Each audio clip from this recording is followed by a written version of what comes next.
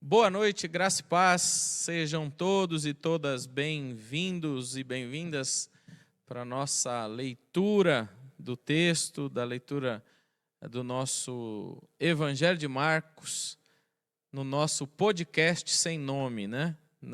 Por enquanto está sem nome, em breve vai vir aí, sei lá, como é o nome que a gente falou? Uma enquete para dar um nome, né? Vamos ver o que sai aí para o nosso podcast, né, da igreja. Seja bem-vindo ao nosso podcast sem nome. Você chegou ao lugar em que você se identifica como quiser aqui, dizendo eu sou o fulano de tal. Acabou. Porque aqui não tem nome. Não tem nome. Podcast sem nome. Pronto, aí ó, podcast sem nome. Uma sugestão. Eu voto no podcast sem nome. Não voto não. Acho que não. É ruim isso aqui. Acho que não é atrativo, né? Ai, meu Deus. Como que eu colocaria aí? Pode paz, pode graça. Também... Foi o Edson que falou, né? O Edson pode que falou graça, isso, né? pode... Também não sei não. Sei lá. Não. Mas boa noite, você Vamos tá bem? pensar, a gente não pensou. Você tá bem, meu Wagner? Graças a Deus, tô bem. Na verdade, hoje nós estamos sendo boicotados. Provados, né? Porque certas pessoas que costumam estar entre nós disse, eu não vou não. Não vou porque o Wagner não veio 2 vezes. Estou com banco de horas. Estou com banco de horas. Aí o cidadão falou isso. Vou tirar minhas horas. Vou tirar minhas horas da casa. É só Jesus na causa, viu? Fazer o quê? Deus abençoe a vida do nosso irmão que nos abandona por qualquer motivo, sabe? Exato. Vai fazer falta, aquele groselha. Sempre faz. É muito bom estar com vocês, é muito bom estar com os meus amigos e irmãos, partilhando da palavra de Deus. E é uma oportunidade que a gente tem de poder se aproximar, né, do texto bíblico de uma maneira leve, de uma maneira saudável, de uma maneira sincera e coerente, né? Então, muito obrigado por todos vocês que permitem a gente partilhar desse momento tão importante. Né? Viu como eu tô mais sério hoje? Nossa, tô estranhando, hein, galera? Tá sério, né, meu? Ninguém não tomou bronca de ninguém, né? Ninguém repreendeu. Tá tudo bem, mano? Eu nunca fui uma pessoa de muitas brincadeirinhas. Eu sou uma pessoa muito séria. Você tá? Quem tava domingo aqui na igreja viu.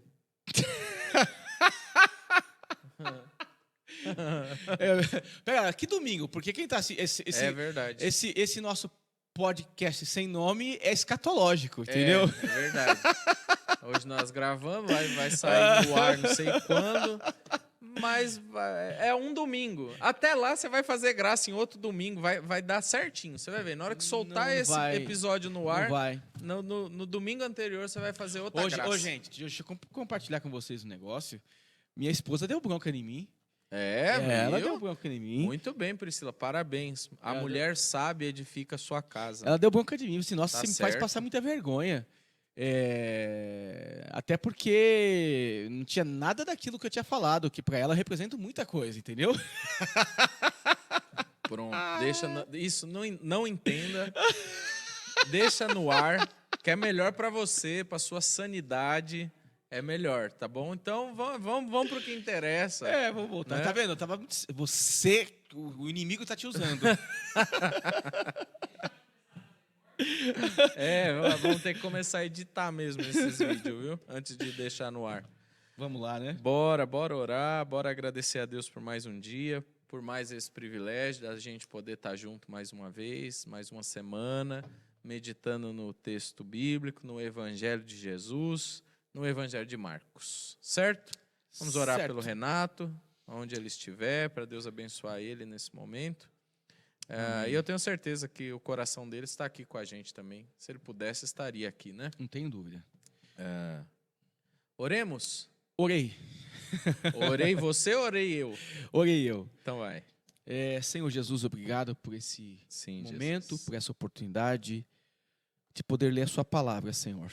Obrigado por esse momento tão importante. Amém. Que todos aqueles que vão ler conosco, que estarão conosco nesse momento, possam ser igualmente abençoados, como eu tenho certeza que nós seremos abençoados pela sua palavra. Amém. Em nome de Jesus, te agradecemos por esse dia, te agradecemos por tudo que o Senhor fez e continua fazendo por nós, Pai.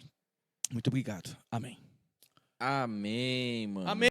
Amém. Pode paz, pode graça, Pode fé. pode fé, pode tudo. Pode tudo. Pode ler o texto também? Pode Antes ler o de texto. ler, né, eu acho que a gente dá uma introdução sobre o que nós encerramos o capítulo 1. Tivemos já uma jornada do capítulo 1, alguns episódios aí. Na semana passada a gente falou da cura do leproso, certo? Ó, como eu sou criticado, pessoal, que eu não sei fazer introdução, resumo, vou fazer o resumo agora. Semana passada, Você a é gente... malandro, gente. Vocês vão ver. Escuta Semana aí. passada, nós lemos a Bíblia. E encerramos falando da Bíblia. Pô, pode seguir. Ah, bom.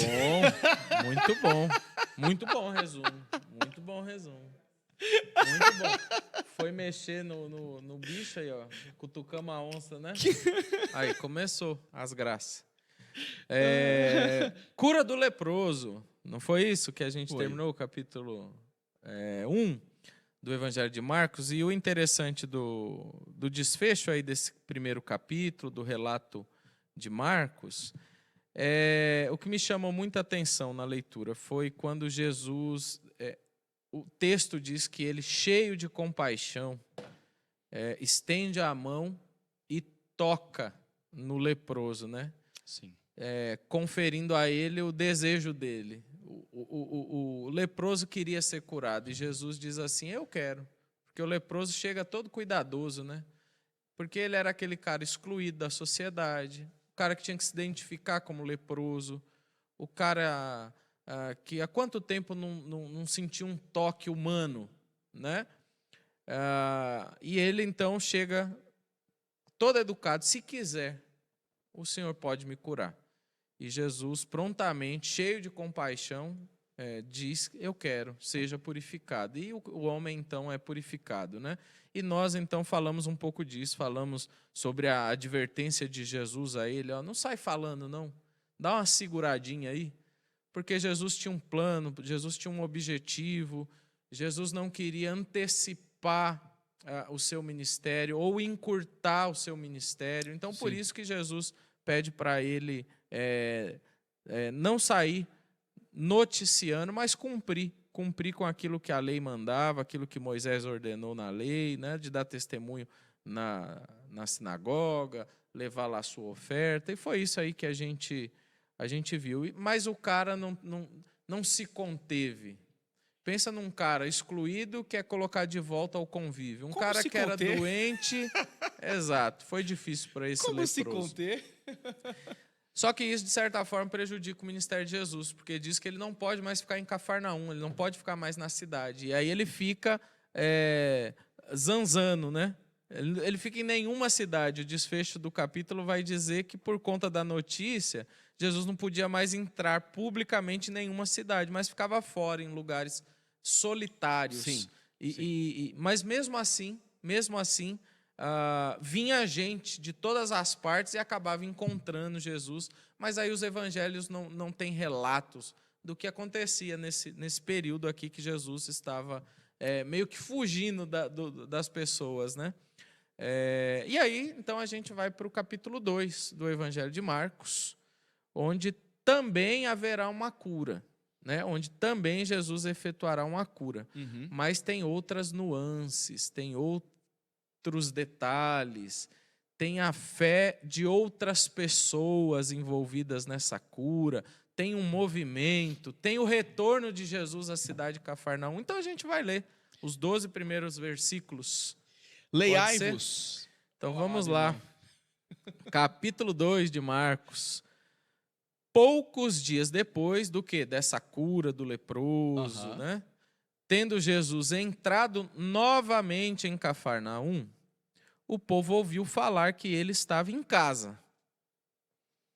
Então, muita gente se reuniu ali, de forma que não havia lugar nem junto à porta.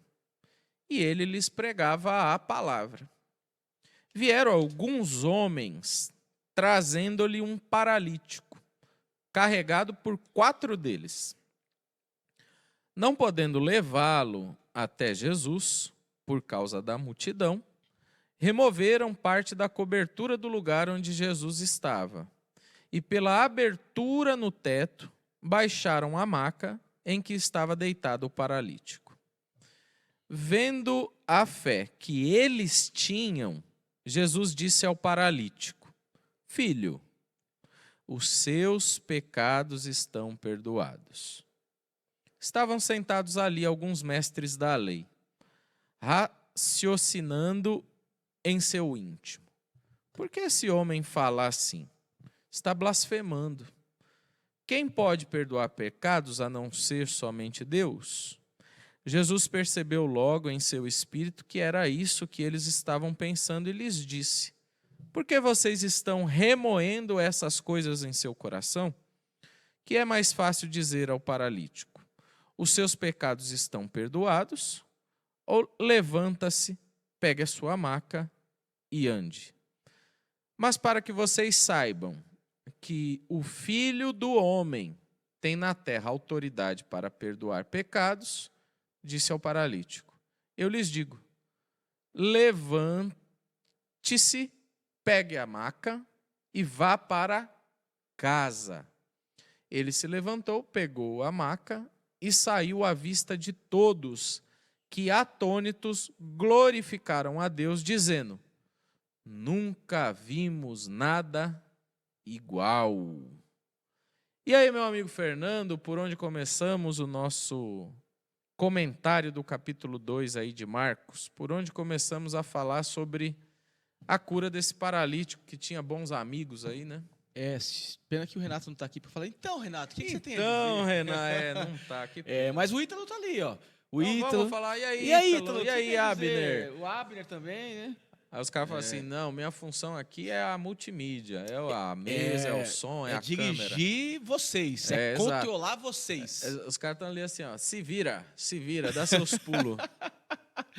Bom, primeiro que a gente, ao ler o Evangelho de Marcos, né, a gente já identifica no texto que Jesus, ele me parece que escolhe, não intencionalmente ou intencionalmente, aí é uma conjectura que fica a cargo daquele que lê ou daquele que faz a interpretação do texto. Mas me parece que repetidas vezes acontecem milagres em Cafarnaum. Cafarnaum se torna, então, um centro da operação milagrosa de Deus ou das manifestações de Deus por meio do ministério de Jesus. O ministério de Jesus é marcado nesse lugar, e esse lugar receberá uma quantidade significativa de operações poderosas, né?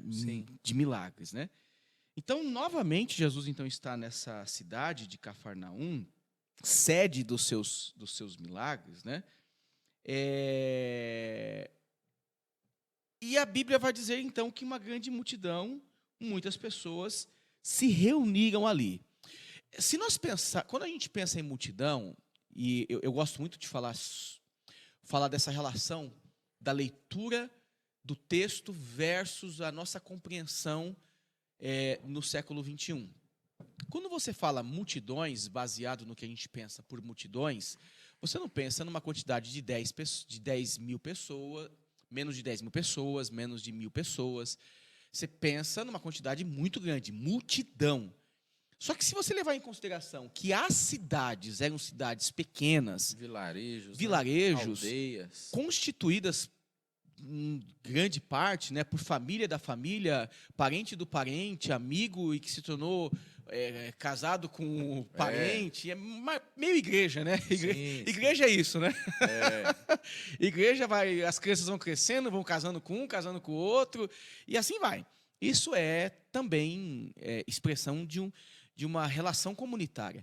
Então, multidões é uma quantidade grande de pessoas que a gente não tem que fazer essa inferência ou essa relação baseada no que nós pensamos sobre multidão. É uma quantidade grande de pessoas, porque o relato do texto vai dizer que encheu uma casa. E possivelmente tratando-se de um lugar pobre, Cafarnaum não era um lugar rico, Não. de grandes riquezas. Cafarnaum era uma cidade cuja riqueza ela não superava Roma, não superava a cidade de Corinto, não superava a cidade de Éfeso e tantas outras cidades importantes da época. Sim. Cafarnaum era uma cidade simples, Pequena. pequena, que agora recebe, então, uma ilustre visita, ou um ilustre morador, ou um ilustre, enfim, passageiro, morador. Sim, boa parte do ministério de Jesus vai ser aqui na Galileia, né? Cafarnaum está na região da Galileia. Mas, então... Ao redor do mar ali, né? Que não é um mar, é um lago. É um lago, né? Então, logo você tem no texto a presença de alguém muito significativo, mas um vilarejo, uma cidade muito pequena.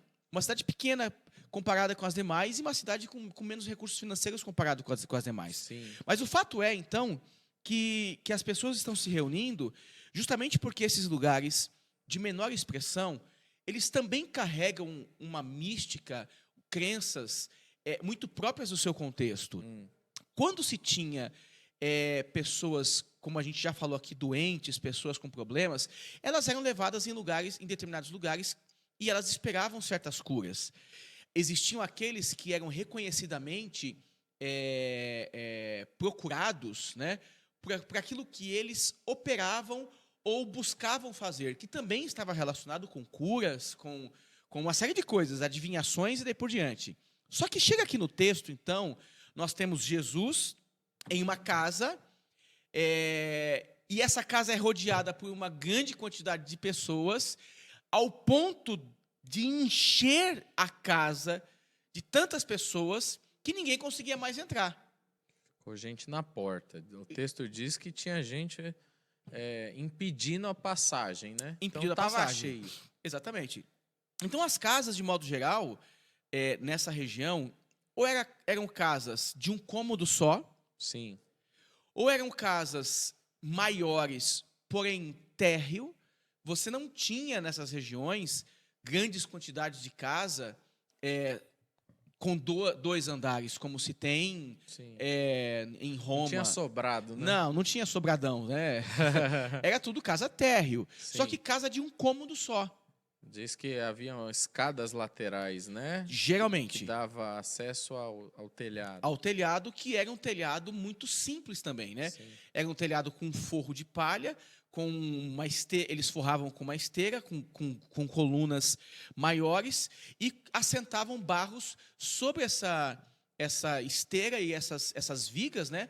De tal forma que as pessoas podiam dar manutenção. Quando as casas eram feitas próximos às encostas, essas casas não tinham escadas, porque a própria encosta servia para acesso, né, a esses lugares mais altos. No entanto, que quando você olha para o livro de Atos, se eu não me engano, me vem à memória isso agora, quando você tem ali o episódio em que Pedro está orando, e ele tem uma visão, e nessa visão ele vai ver lá os lençóis e daí por diante, sim, né?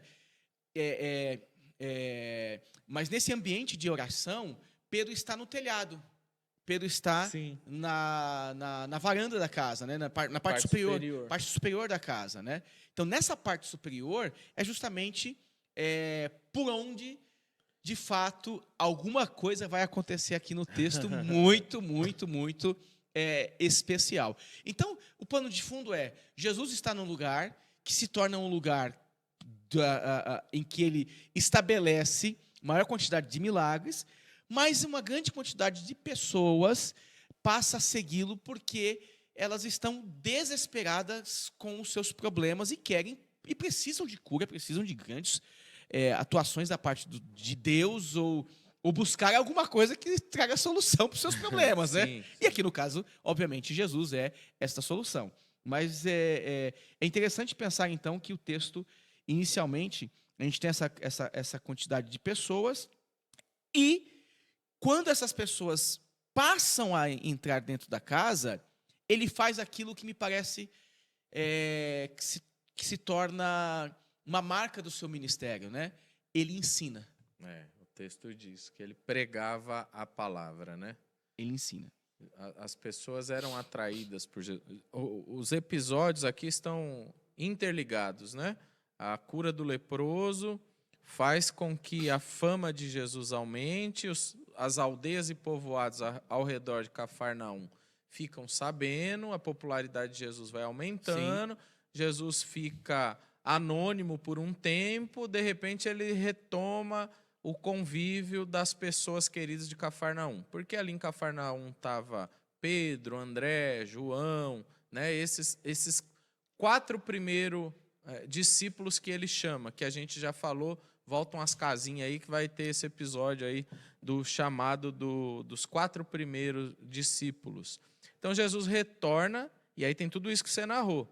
A multidão estava esperando o retorno de Jesus. Sim. Eles estavam aguardando, porque muitos deles já sabiam que Jesus tinha esses poderes de cura.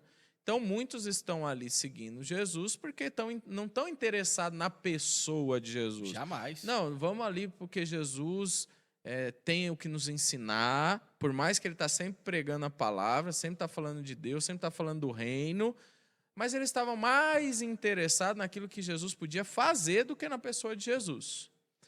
Ok, isso também foi a maneira do próprio Jesus apresentar o reino de Deus e apresentar-se como Messias sem usar o termo Messias. No entanto, sim, no texto ele vai usar um outro título messiânico, ele vai se denominar Filho do Homem. Mas a gente chega lá mais para frente, passo de cada vez. Então, nesse momento aqui, qual que é a cena? Qual que é a imagem? Qual que é a semiótica, Fernanda? Aqui? Semiótica. É 4 homens, cada um numa ponta de um lençol, de uma maca, carregando um paralítico. Antes de você seguir, só você falou algo que me despertou e a gente geralmente bate, né? E entendam bem, tá? Quando a gente critica a busca desenfreada por aquilo que Deus pode fazer, a gente não está negando, de hipótese nenhuma, a legitimidade da necessidade. Não. Até porque seria uma insensibilidade das mais desumanas possível negar o sofrimento do outro. Sim. Negar a dor do outro, negar a necessidade do outro. Quando a gente faz crítica de uma religião ou de religiosos mais interessados na operação milagrosa de Deus do que propriamente em Deus, é porque a gente de alguma forma quer apontar que Deus tem tudo isso, mas não só isso. E servi-lo por tudo isso que ele tem é meio que uma barganha ou um interesse que não passa pelo que nós entendemos de quem Deus é, que é um, sim, Deus que nos ama, sim, é um Deus misericordioso, é um Deus profundamente relacional, sim, um Deus que quer que a gente se aproxime dele sem temor no sentido de medo. E sim, por entender as suas grandes obras, a sua grande bondade.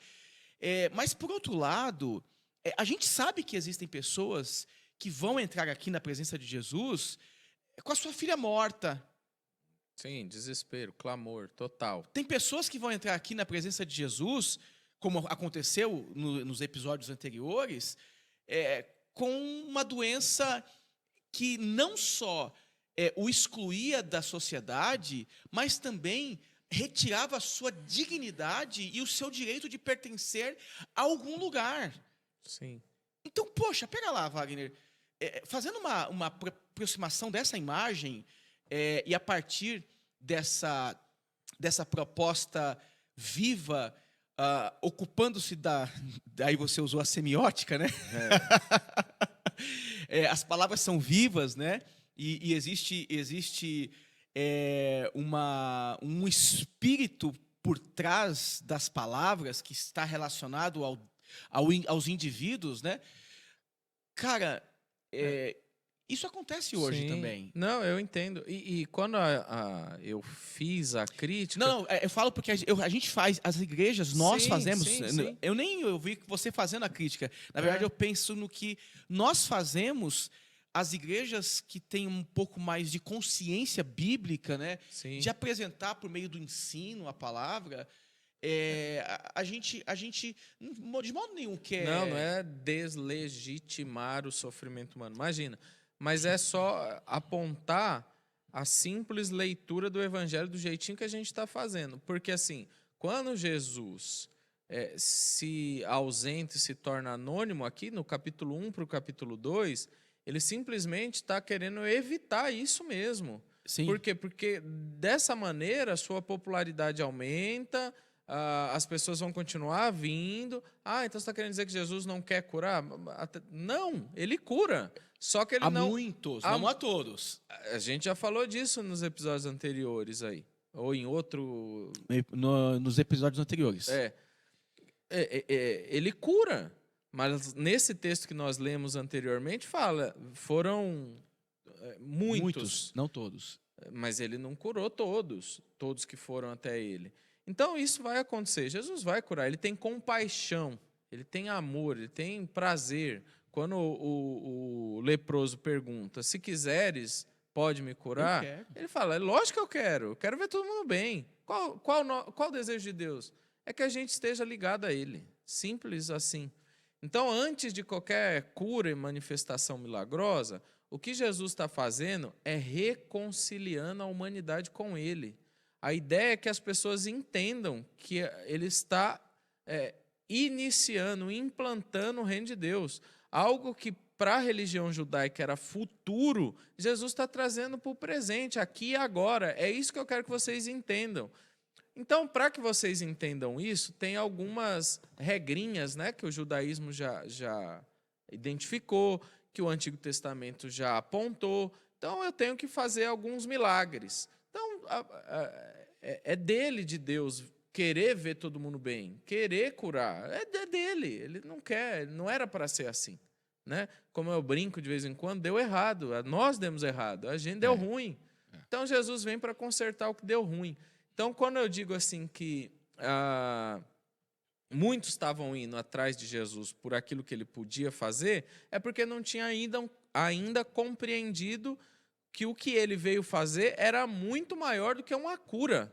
Mas ele veio reconciliar aquilo que havia perdido, ele trazer o reino, estabelecer o reino. Ele veio proporcionar uma relação com a eternidade diferente. Sim. Porque me parece que a relação com a eternidade sempre esteve muito associada com o meu bem-estar aqui no presente, né, no que eu vivo hoje. E essa relação com a eternidade agora não é uma relação de...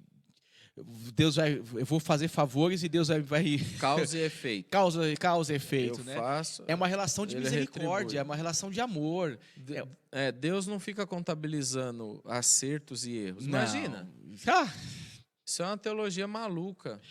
Olha, gente, vamos ser sinceros. Se nós fôssemos... se houvesse uma balança ou uma conta poupança, um cartão, um cartão, todas as vezes que eu acerto é depositado e todas as vezes que eu erro é debitado. E aí tem que ter, se um produto custa R$10, tem produtos mais caros e mais baratos. Então tem obras mais caras, mais baratas, e tem pecados mais caros e mais baratos, suponhamos, né? Olha, eu acho que eu ia ter que entrar... Tá devendo. Tá no cheque especial. No meu céu, minha vida.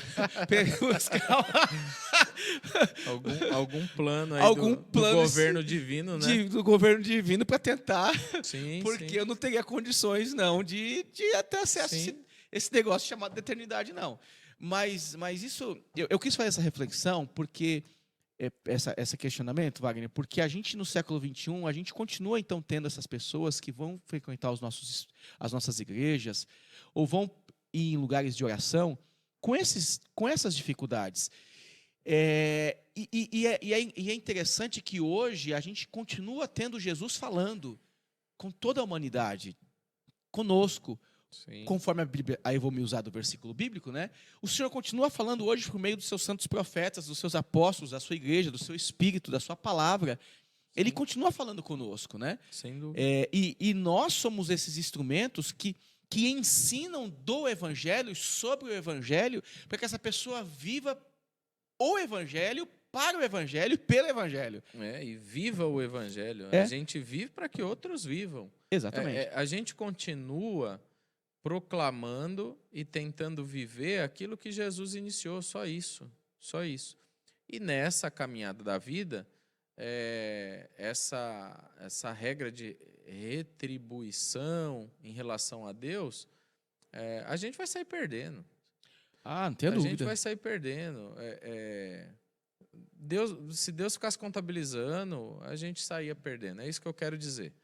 Não quero dizer que nós, cristãos, não estamos tentando sempre fazer a coisa certa, agir de forma moral, ética, corretamente. Não, a gente está tentando. E, nesse sentido, a gente está evitando o erro. Então, talvez, em algum momento, determinado momento da vida ou na caminhada da vida, os créditos sejam maiores. Exatamente. Né? Mas a relação de Deus com a gente é essa relação de reconciliação, de amor, de compaixão, de bondade, de aproximação, de religar a gente a Deus. Por isso que acho que todos vocês que nos escutam, né, se vocês cruzarem com pessoas desesperadas pelo caminho,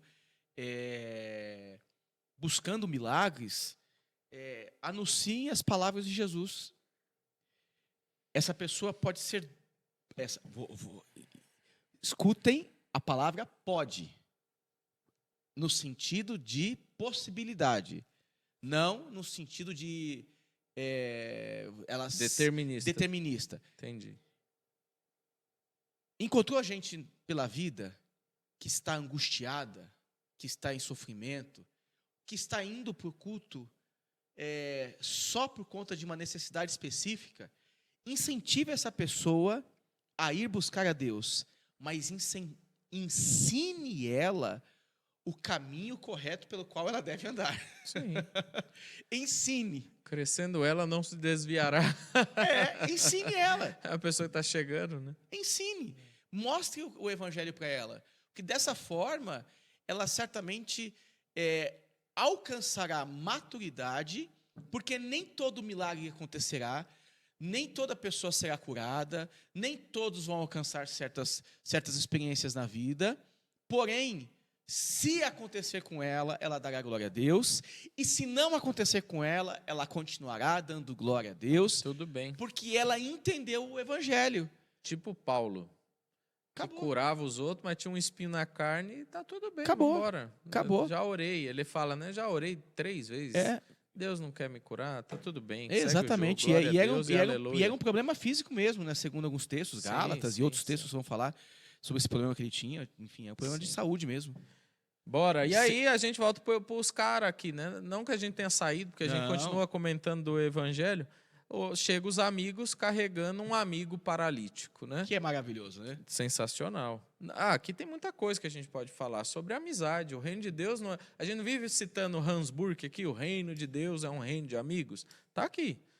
E olha que curioso, esses caras nem eram judeus. Tem uma leitura sociológica que eu acho interessante, que o texto começa dizendo que Jesus voltou para casa. Há alguns autores que falam assim, isso daqui é para mostrar que Jesus era judeu e voltou para perto da sinagoga, voltou para o seu povo. Mas vem 4 caras que não são do povo e entra também na casa. Porque o judeu era excludente, né? Ele excluía. Quem não era judeu era pagão. Aliás, o texto, em determinado momento, quando a gente chegar no chamado de Levi, vai aparecer toda hora assim os religiosos escandalizados, porque Jesus come com publicano e pecadores. Calma. Hoje você tá barriquelo queimando. Eu vou voltar, não vou sair não. É porque pecadores, esses 5 que chegam, é dessa classe de pecadores, que não fazem parte do povo judeu. É aqueles que estão excluídos da bondade de Deus no contexto judaico. Então, Jesus volta para casa, mas junto da casa de Jesus, do seio ali da religião de Israel, entram também aqueles que não são. Eles não entraram pela porta, entraram. E eles não foram, não foi negado a eles acesso a Deus. Não houve quem falasse assim, não, vocês não podem.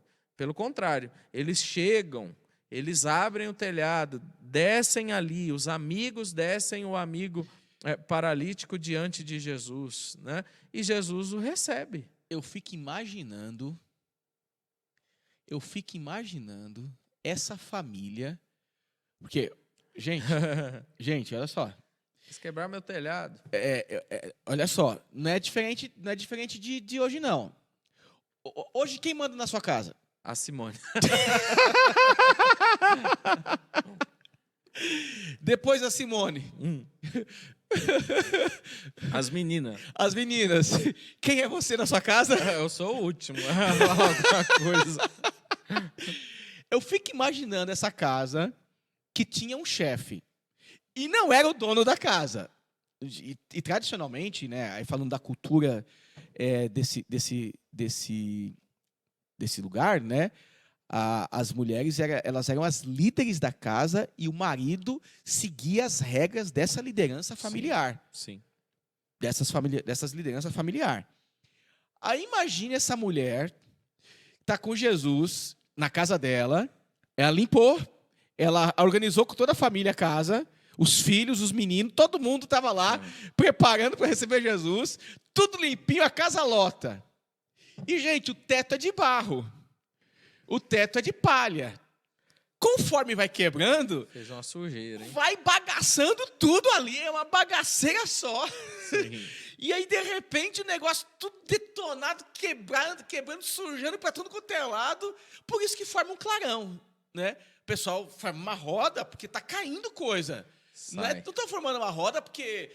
Não, está quebrando tudo. O que está acontecendo, né? Está caindo, né? Imagina as pessoas que estavam ali vendo essa cena, né? A priori, que está dentro da casa, fica sem compreender, né? E, de repente, começa a descer uma maca, rapaz, no meio do cômodo ali, do ambiente. Se é minha avó pega chibata, eu vou pegar esse miserável que está sujando. Só que Jesus está ali, né? Então, Jesus está ali, eu acho que ele dá... A interpretação fica mais fácil. Mas brincadeiras à parte, né? Você tem os 4 amigos, o número 4 tem uma representação judaica muito interessante, né? Porque representa os 4 cantos, os 4 ventos, os 4 espíritos, né? Os 4 pontos cardeais. Os 4 pontos norte, cardeais. Sul, leste, oeste. E aí você tem 4 amigos, né? Que se apresentam, ou melhor dizendo, 4 amigos que apresentam um homem na presença de Jesus, ou seja, indicando essa possibilidade que vem de todos os lugares da apresentação de uma pessoa até Jesus. Sim. Um vento vai soprar. E isso chama a atenção de Jesus, porque o texto diz que Jesus se admira da fé deles, né? Exato. Jesus vê a fé deles, e aí eles não sendo judeus, a palavra de Jesus é o seguinte: quem se sentia filho de Deus? Eram os judeus. Jesus fala assim: filho, os seus pecados estão perdoados. Então, vocês podem ser de fora, mas agora o reino de Deus chegou até vocês. Então, vocês são filhos. E os seus pecados, o seu pecado, no caso, que era um doente, né, estão perdoados. E aí os mestres da lei vê um negócio desse e já, né, dá ciricutico neles. E me parece, Wagner, eu li há um tempo que preguei essa mensagem, faz bastante tempo, mas quando esses mestres, né, os escribas que estavam sentados, e veja a postura deles, né, sentados, né, e pensavam em seu coração, me parece que aqui inicia a jornada de sofrimento de Jesus, porque os escribas passarão a compartilhar do que acontece no sentido não do milagre, mas no sentido de como ele se apresenta. Sim, a partir daqui começa a sistematizar a perseguição. Exatamente. Até chegar lá no capítulo 3, Que aí começa uma organização para vamos prender esse cara. Ele está dando prejuízo para a nossa religião. Porque a sistematização não está por causa do milagre. Não. Está por causa da heresia Da para eles. Da blasfêmia, né? Entre a aspas. blasfêmia falada por Jesus. É porque eles vão falar isso agora. Os mestres da lei vão falar. Por que esse homem fala desse jeito? E aí eles exclamam, ele está blasfemando. Por quê? Porque eles têm um Levítico na cabeça. Levítico capítulo 7, lá vai falar que quem se coloca no lugar de Deus ou age em nome de Deus, esse cara é um blasfemo. Exatamente. E ele precisa ser apedrejado, né? Então, quem pode perdoar pecados? Ele está falando que está perdoando, o único que perdoa pecado é Deus.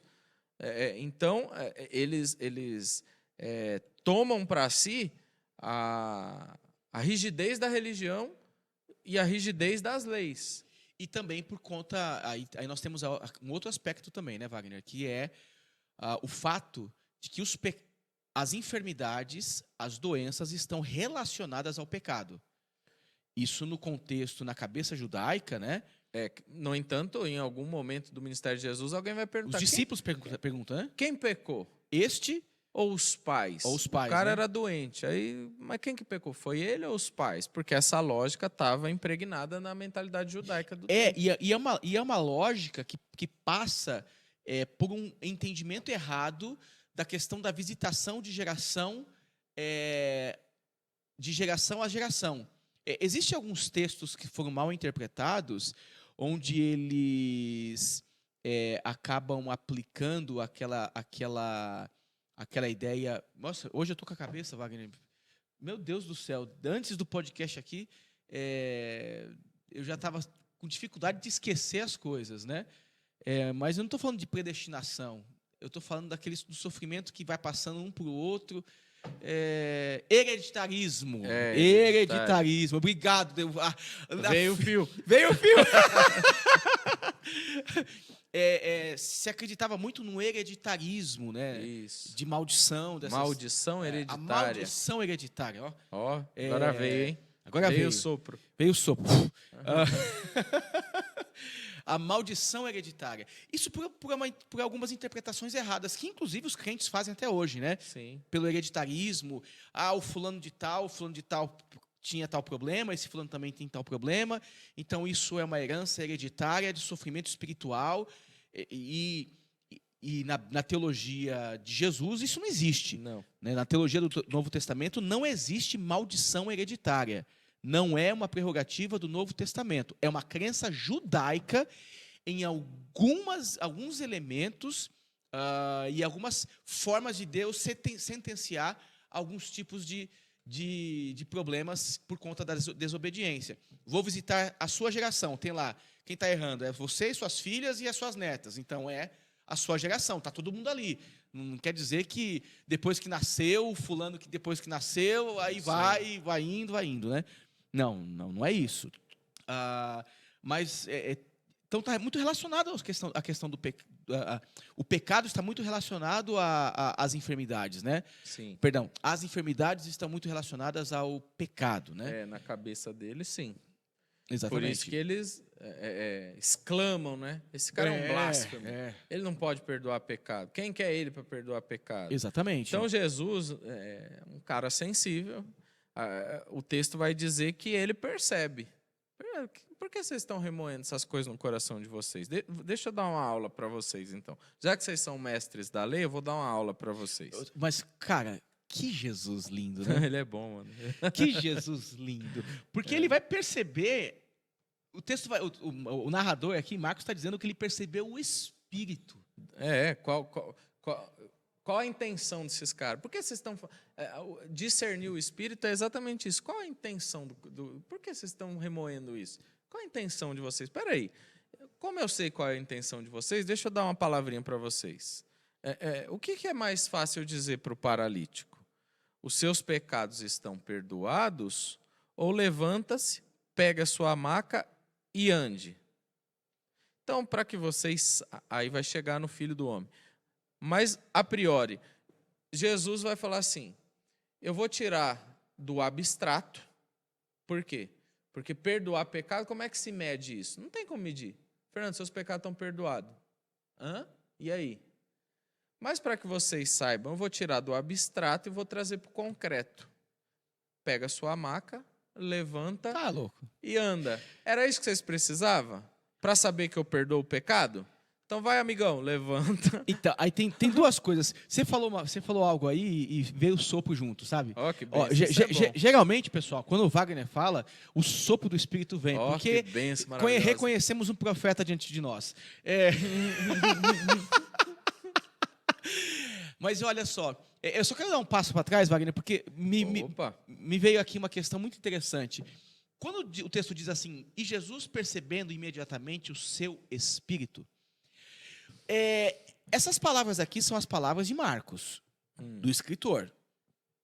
Só que elas revelam algo muito mais amplo do que somente a percepção de Jesus em relação aos religiosos. Me parece que ela revela uma nova maneira de se interpretar aquilo que a lei indicava. A lei não indicava, por exemplo, o indivíduo que roubava, dando uma sentença para ele? Sim. Ó, esse aqui rouba. Não, esse aqui adulterou. Esse aqui matou. Então, esses erros que eram factuais indicavam sentenças. Sim. Geravam implicações. É. O Novo Testamento agora vai falar sobre intenções. Ou seja, esse texto já está sintonizado com o espírito do Novo Testamento e a maneira com que Jesus analisa o ser humano não é a partir daquilo que é factual, daquilo que é concretizado. E sim a partir do momento que é intencionalizado dentro do interior do ser humano. As intenções têm o mesmo peso do que as ações. Jesus vai dizer isso em muitas outras questões. Sim. Aí, né? A gente já falou em algumas pregações aqui na igreja, já que Deus abençoa a intenção dos corações. Inclusive quando estamos ministrando oferta, por exemplo. E Deus repreende, inclusive, também as intenções do coração. Também. No entanto, quais são as repreensões de Jesus no Sermão do Monte? Eu não preciso adulterar. Eu preciso só olhar e desejar, né? Então, Jesus está afunilando, ele tá trazendo a real do reino de Deus. Né? Ele sabe que você não vai adulterar da noite para o dia. Você primeiro alimenta isso. Você não vai roubar da noite para o dia. Você alimenta o plano, você projeta, você pensa. Então, Jesus está falando exatamente isso aqui, né? Intenções. Da intenção. Ele nota a intenção dos religiosos aqui, né? Dos mestres da lei. E por lei. Contrapartida, os mestres que estavam esperando que como você mesmo disse, uma série de elementos fossem cumpridos para que o milagre acontecesse, né? Porque o que eles esperam quando Jesus fala de perdão de pecados? Qual que era a prática de uma pessoa que queria buscar o perdão dos seus pecados? Era se vestir de saco, era colocar quem estava triste colocava cinza, era fazer sacrifício, era ter uma demonstração, um estereótipo de tristeza. Aí aquela demonstração de tristeza levava o sacerdote a fazer a oferta. Era penitência. A penitência. Né? E aí ele alcançava o seu milagre. Então veja, os escribas estão esperando, os religiosos estão esperando uma série de regras um rito ser cumprido para que haja perdão de pecados. Aí Jesus vem e burla todos os ritos, ele ultrapassa todos os ritos, ele suspende. É como se tivesse uma grande cortina aqui, ó, ele levantasse, mas deixa eu passar aqui. Ó. E é isso mesmo. Esse capítulo vai ser muito dedicado a isso. Mais para frente ele vai falar do vinho novo em odre velho. É exatamente isso. Jesus está vindo com a outra lógica. Jesus está vindo com o reino de Deus, de uma forma que os judeus esperavam de outra maneira. Então, Jesus é mestre em quebrar esses paradigmas da religião estabelecida. Ele vem e fala, vou provar para vocês. que o Filho do Homem tem poder de perdoar pecado. Levanta e anda. Pega sua maca e vai embora. E ele usa o termo Filho do Homem. Ele não usa o título messiânico, Filho de Deus, o Quírios, o Messias. Jesus não usa o Messias.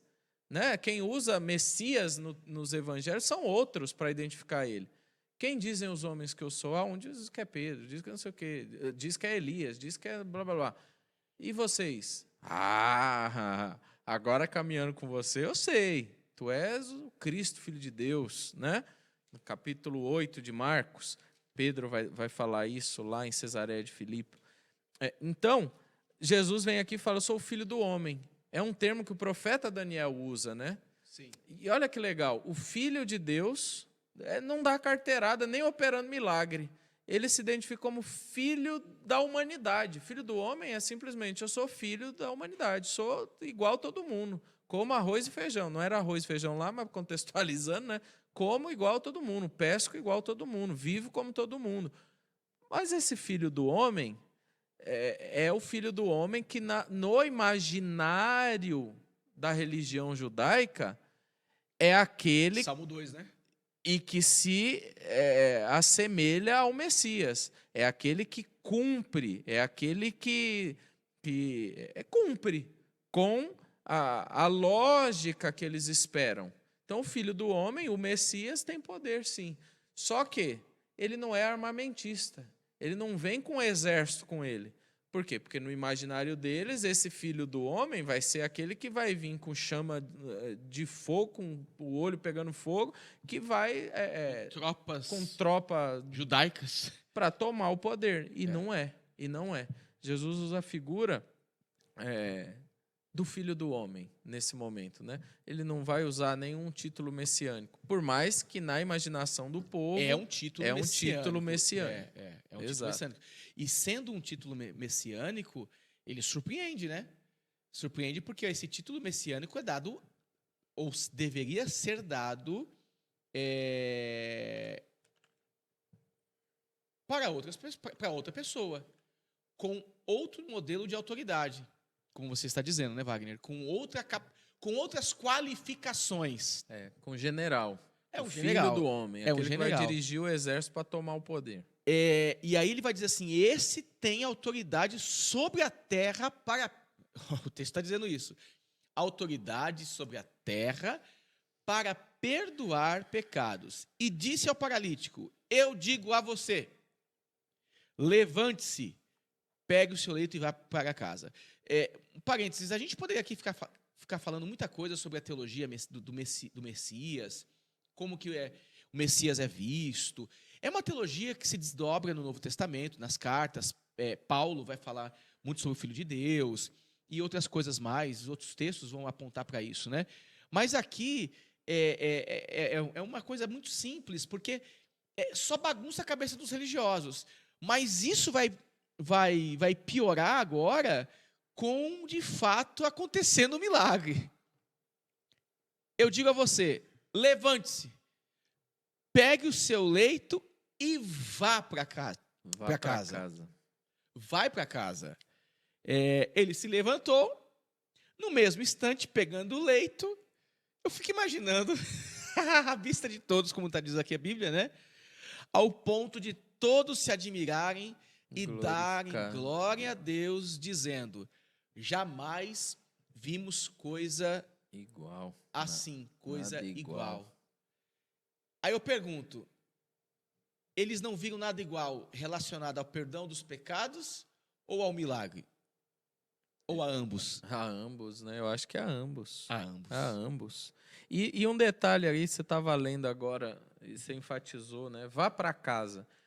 E aí eu relacionei com Jesus estava em casa, opera esse milagre, né? O começo do texto diz isso, Jesus está em casa. Ele opera esse milagre, ele fala isso para os religiosos, e ele não fala para o paralítico, que não era judeu, o seguinte, fica aqui comigo e continua caminhando aqui comigo, me seguindo aqui, ó, na minha casa, na minha igreja. Não, ele fala, vai para sua casa, vai para sua casa, viva o reino de Deus, vai para sua casa. Eu acho que a partir daqui, Jesus está começando a a falar para eles: vão viver sua vida e vamos expandir o reino de Deus. Vai anunciar o evangelho, vai seguir nesse caminho.